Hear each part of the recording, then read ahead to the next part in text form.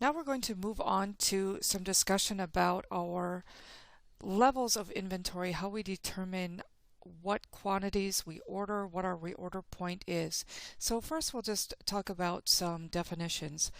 Managing fixed quantity inventory system. So what that means is we order at a specific level a fixed quantity. The lot size is fixed. Our inventory position is the amount of inventory that we have on hand plus what we have scheduled to receive. The orders have been placed but we haven't yet received them, less any back orders that we have in our system. So in this case, an example, our trigger point is 20 units. And our fixed quantity that we order is 200. So when our inventory position reaches 20, we order 200 units. So we might have actual inventory on hand of 10 units. We have 15 on order, so that's 25. And then maybe we have 5 on back order, so we subtract that. We get our 20 units. We place an order for 200. This is just a visual that shows you how under stable demand, this is fairly easy to do. So here's our reorder point, the R, coming through as soon as our inventory levels hit this reorder point. We order the quantity. We have our time period, that's called the lead time, that our inventory takes to arrive. Our order is received, replenishes the stock up to this level. We use our inventory, hit the reorder point, and so it goes. When we have variable demand, which is the most common, we're never quite sure where our demand is, and it maybe isn't as steady as the prior screen. So we'll hit our reorder point. Our order is placed. In the first case, we hit the zero quantity right on the money. Place our order, replenish our stocks. This time you can see our demand for the time periods have gotten less, so it's taking us longer to move through that quantity of inventory. We hit our reorder point, haven't used all that much during the lead time, replenish our stocks. Now we've got more than we kind of wanted, and this time we're going through it really quickly. We hit our reorder point, we run out of stock, we've still got the demand before the next order arrives. That's called a stock out. To try to help us come up with a good measure of when to order inventory, we're going to use this model that was designed by an economist in the early 1900s. We assume that we only have one SKU and that our entire quantity arrives in the inventory at one time. Other key assumptions are that types of costs are relevant. Our order setup costs and our inventory holding costs are relative. We don't allow stockouts. The demand for the item is deterministic and continues over time, and that our lead time is constant. So in this model, we're making all of those assumptions. Cycle inventory results from purchasing or producing in larger lots than are needed for immediate consumption or sale, so we'll be carrying an inventory. Our average cycle inventory then is going to be the maximum inventory that we have, so usually that's the amount that we're ordering, plus the minimum on the inventory, which is usually 0 or our safety level of stock, divided by 2. That's going to give us our average cycle inventory. The costs that we talked about before that are relative to the EOQ model, our ordering costs and our carrying costs, are calculated as follows. So our carrying costs are those costs that we incur to carry inventory. So our annual inventory holding charges, and they'll be expressed as a percentage of our unit cost times our unit cost of the SKU. Now our annual holding cost will be that average inventory that we just discussed, the max minus the minimum divided by 2 times the annual holding cost per unit. So example, we've determined that the carrying cost per ton of steel, we deal in steel, is 12% of the cost. So the current cost of one steel is $680. What is the carrying or holding cost?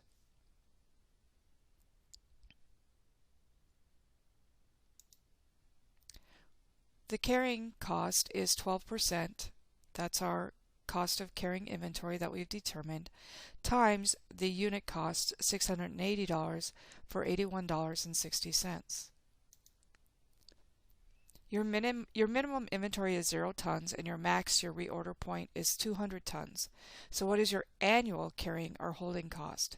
And that's going to be your 100 is your average, 0 plus 200 divided by 2, times the carrying cost, which is your unit cost times 12%. So we get $680 times 12% equals $8,160. Or you could have taken this 8160 times your average inventory of 100 to get the 8160. Note that this model does assume that fixed costs are sunk costs. It only measures variable costs, the cost of ordering one more item.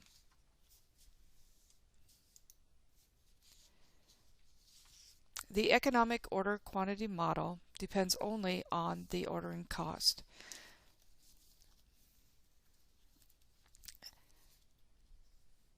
If annual demand and a certain quantity of units are placed each time, then demand divided by the quantity of orders divided by year is placed. So the annual ordering cost is computed by the number of orders per year times the cost per order.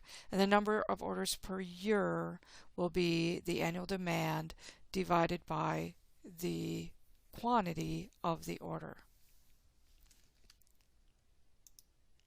So example, your order quantity is 200 tons, the annual demand is 3,000 tons, and the cost per order is $150. What is the annual ordering cost?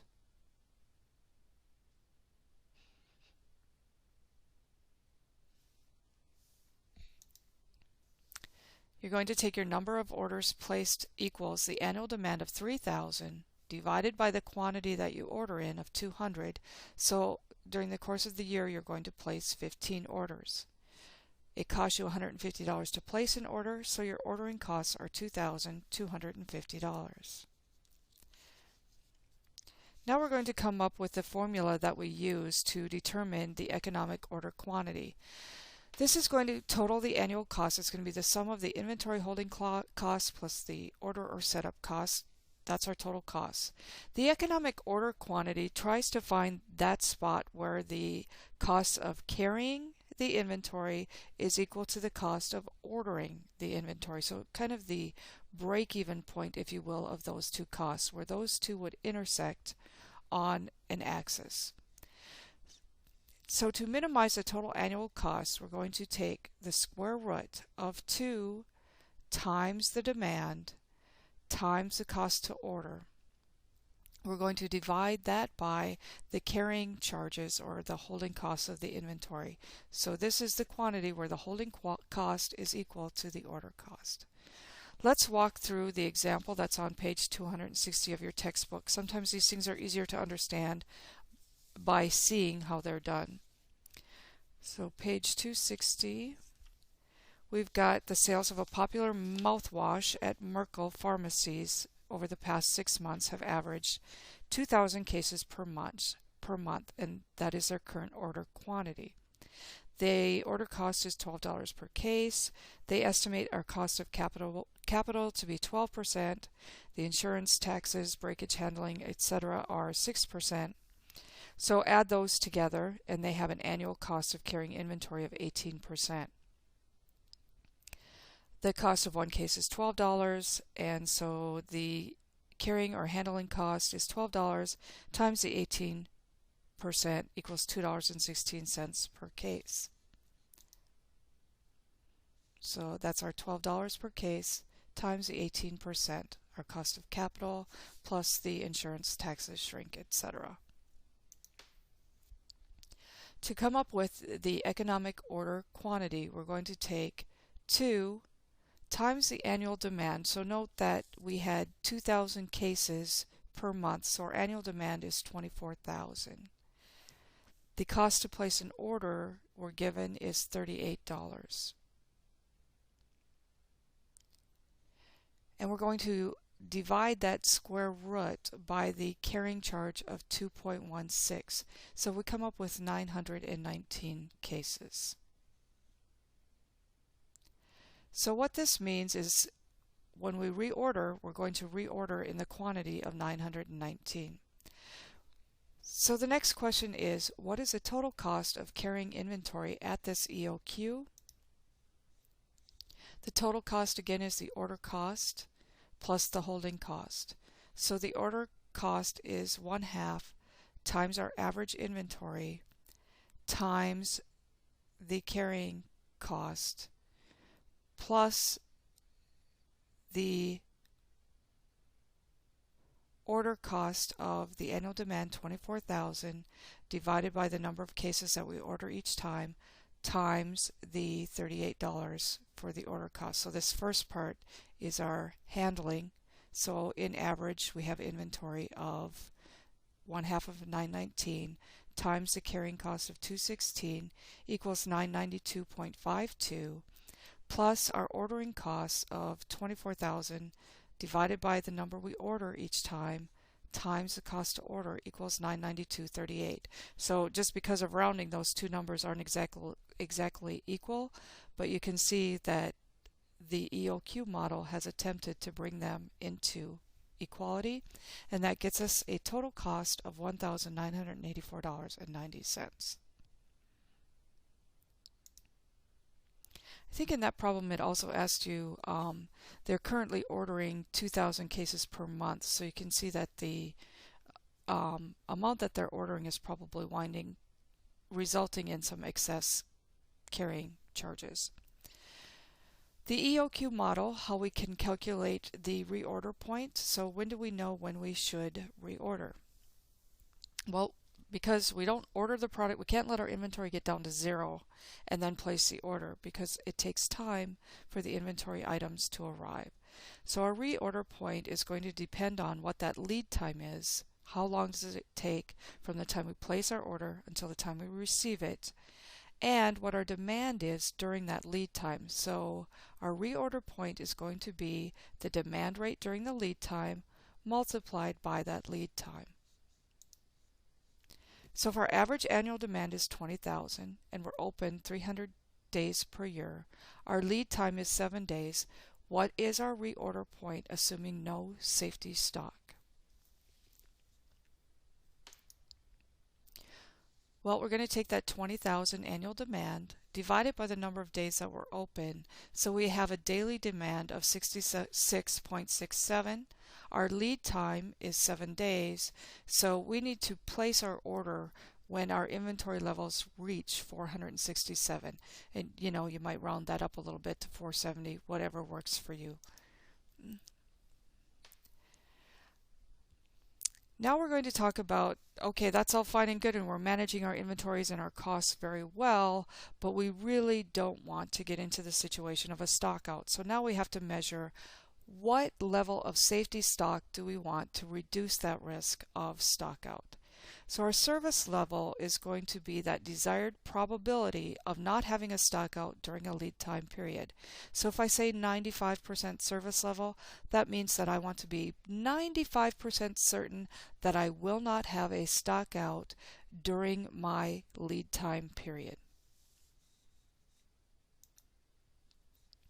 So now we're going to do a calculation to determine where that safety stock is and recalculate our reorder point, bringing in a level of safety stock.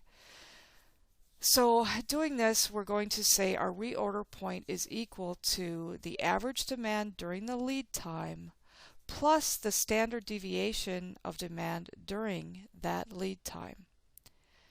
And the Z is the number of standard deviations necessary to achieve the acceptable service level, and the Z factor times that standard deviation of demand during the lead time represents the amount of the safety stock.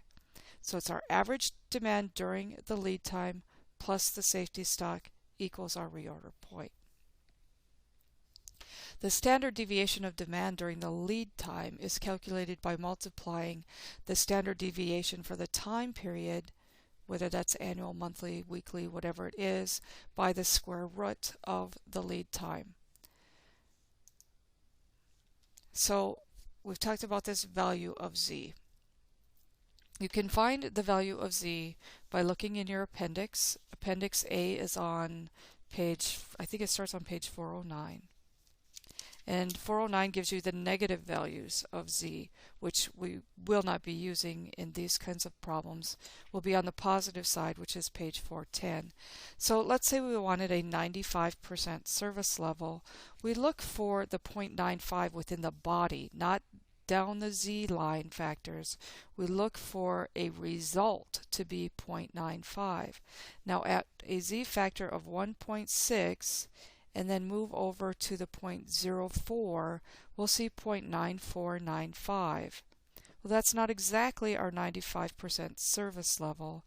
So we look at the next one, and that's 0.95053. So both of those, one's under by approximately 0.0005, one's over by 0.0005. So a good estimate of our Z factor would be right in the middle, 1.645. You can also use Excel to determine what your standard deviation value would be, that Z value, and you do that by typing in the formula equal norm SINV and then times the service level that you want, and Excel will return the value. If you have a financial calculator, you can use it online. Here's an easy calculation. www.easycalculation.com, and it will return the Z value for you. I find it pretty easy to use in Excel. And let's now turn our attention to doing an example of determining what our reorder point is with a level of certainty that we won't stock out. So we're going to be bringing in some safety stock. So let's assume these facts.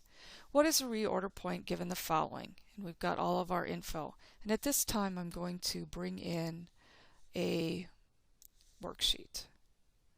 So here is our reorder point. Hopefully this is pretty good visually.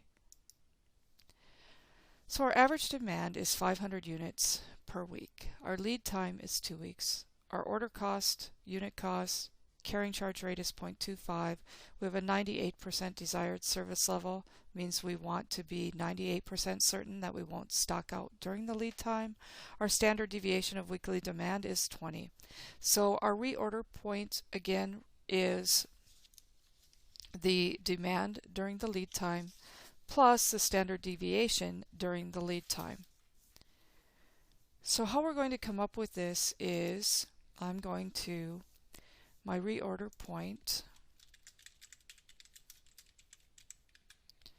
is equal to my 500 average demand per week times the lead time, 2 weeks. Now, in this case, we don't have to make any conversions because they're both in weeks. If you have one in weeks and one in days, you have to convert to a similar factor, whatever it be, if you convert to weeks or you convert to days. So my demand during the lead time is the 500 times 2.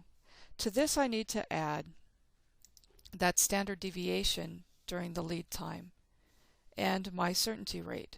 So to get that, I'm going to say plus, and I'm just going to bring in another parenthesis, and here's my norms in INV. So we'll just select that, and we want that to be our desired service level, so I can just come up here and grab that B7. I'm going to multiply that Z factor, so that's going to return that Z factor that we talked about, and I'm going to multiply that by the standard deviation of weekly demand, how much that varies from week to week, and that's 20. And then we multiply that by the square root, and you can just find the Excel function for that also. And the square root of, what are we looking for the square root of? Our lead time. So our square root of the 2-week lead time. And if I did everything okay, I had to put a closing parentheses because we need to add the demand during the lead time to the safety stock, and that's what we're computing right here. So we'll hit enter, and so I come up with a reorder point of 1,058 units. So how we would express this is whatever your EOQ is, your quantity that you're ordering, you would place that number of units you would order. Let's say that it's 3,000 units at a reorder point of 1,058. So when your inventory point reaches 1058, you'll place an order for whatever that fixed quantity is. I'm going to let you go ahead and finish out the rest of the chapter. It talks about the single period inventory and a few other things. We'll let you finish that out on your own. You are now ready to complete your homework, which will be the data provided on the worksheet will be the first one, and then you'll also do number 6, which is the Mamma Mia's pizza. Number 7 refers to that number 6 problem, and number 11, the crew soccer shoes.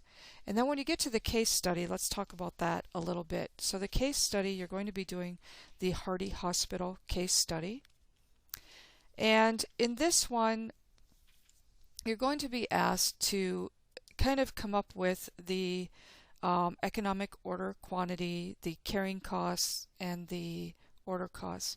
But you're not given the information like you are in the problems. You're going to have to try to figure this out on your own.